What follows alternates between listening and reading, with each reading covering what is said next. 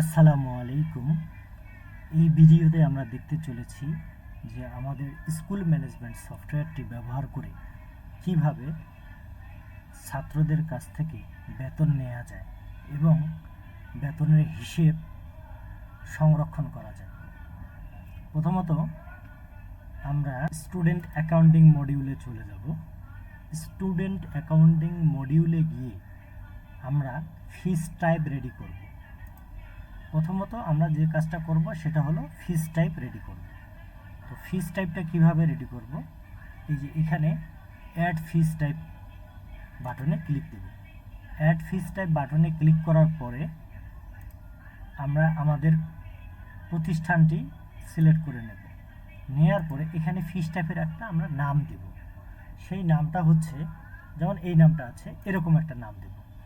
তো মান্থলি ফি এপ্রিল, তো আমরা এখানে দিতে চাচ্ছি মান্থলি ফি জুলাই।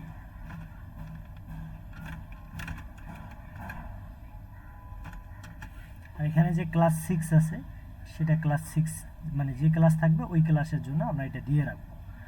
আমি এখানে এটা বলে রাখি যে এখানে নামটা আমি যেভাবে দিয়েছি একজ্যাক্ট সেভাবে দিতে হবে, এমন কোনো ব্যাপার নেই। আপনি আপনার বোঝার সুবিধার্থে যে কোনো নামই এখানে দিতে পারেন। তারপরে আমরা এখানে সেভ করে দেব। এবার আমরা যে কাজটি করব, ফিস গ্রুপ তৈরি করব। তো এখানে ফিস গ্রুপ তৈরি করার পরে আমরা কি অ্যাড ফিস গ্রুপে যাব। যাওয়ার পরে আমাদের প্রতিষ্ঠানটি সিলেক্ট করব। এবার গ্রুপের একটা নাম দেব। গ্রুপের নাম ধরেন দিলাম এরকম, এই যে এখানে অনেকগুলো গ্রুপ তৈরি করা আছে, সেই গ্রুপগুলো এইভাবে একটা আমরা নাম দেব।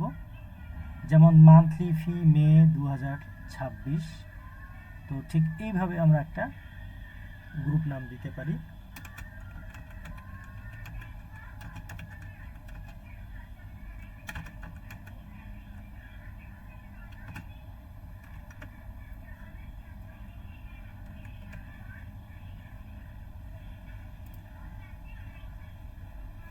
দেওয়ার পরে এখানে আমরা একটা ডিসক্রিপশন দিতে পারি।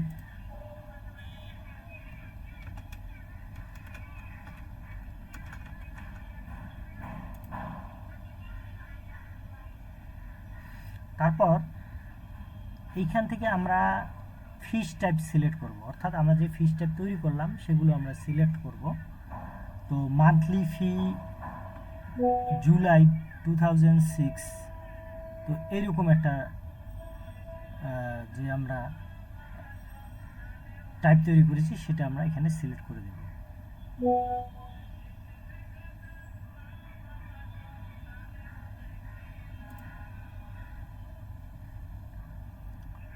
মান্থলি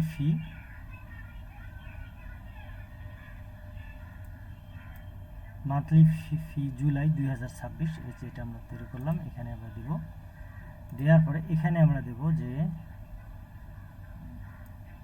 এই মান্থলি ফি জমা দেওয়ার শেষ তারিখটা, দ্য ডিউ ডেট, যেদিনের পর থেকে এই ফি জমা দিলে ডিউ হবে এবং জরিমানা গণনা করা হবে সেই ডেটটা আমরা দেব। তো এখানে আমরা একটা ডেট দিই।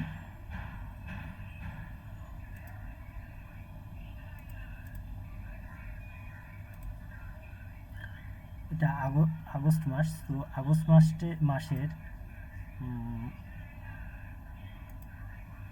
শেষ দিনের তারিখটা দিয়ে রাখি। আপনি আপনার প্রয়োজন মতো বা আপনার সুবিধা মতো তারিখ এখানে বসাবেন। আর এখানে আমরা দেব মান্থলি ফি জুলাই 2026, ক্লাস 6 এর জন্য, ক্লাস 6 এর মান্থলি ফি কত সেটা। তারপর এটা আমরা সেভ করে দেব। এরপরে যে কাজটি করব, আমরা ফিস অ্যালোকেশন এখানে চলে যাব। ফিস অ্যালোকেশনে যাওয়ার পরে আমরা ব্রাঞ্চটা সিলেক্ট করব, তারপরে ফি ক্লাসটা সিলেক্ট করব, সেকশনটা সিলেক্ট করব। যদি ফি আলাদা আলাদা সেকশনের জন্য আলাদা আলাদা হয়, সেক্ষেত্রে আমরা এ বি সি এরকম যতগুলো সেকশন থাকবে সবগুলো আলাদা আলাদাভাবে আমরা ফিসটা অ্যালোকেট করে দিতে পারবো। যেহেতু ক্লাস 6-এর সকল স্টুডেন্টদের জন্য সকল সেকশনের জন্য সমান বেতন, তাই আমরা অল সেকশন দিলাম। সিলেক্ট গ্রুপ, আমরা যে গ্রুপটা তৈরি করলাম এইমাত্র আমরা সেটা দিই।